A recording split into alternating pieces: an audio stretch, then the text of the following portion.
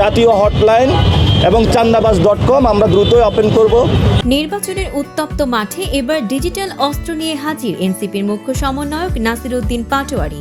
চাঁদাবাজদের বিরুদ্ধে সরাসরি অভিযোগ জানানোর জন্য চালু করলেন নতুন ওয়েবসাইট চান্দাবাজ.com, যা ইতিমধ্যেই রাজনৈতিক অঙ্গনে তুমুল আলোচনা সৃষ্টি করেছে। বুধবার নিজেই এই তথ্য নিশ্চিত করেন ঢাকা ৮ আসনের এই প্রার্থী।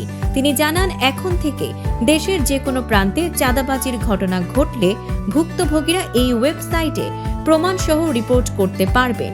এতে করে অভিযুক্তদের চিহ্নিত করা এবং আইনি ব্যবস্থা নেওয়ার প্রক্রিয়া আরও সহজ হবে বলে দাবি তার।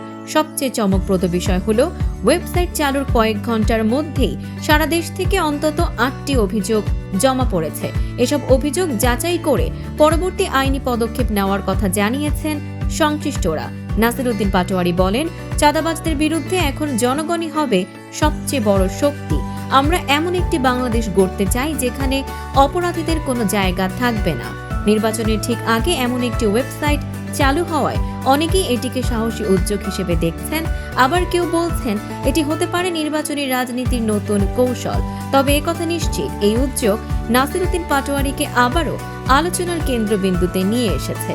দর্শক, সাম্প্রতিক ও চমকপ্রদ সব খবর পেতে ফলো করুন আমাদের ফেসবুক পেজ CB24 TV এবং সাবস্ক্রাইব করুন ইউটিউব চ্যানেল CB24 অফিসিয়াল।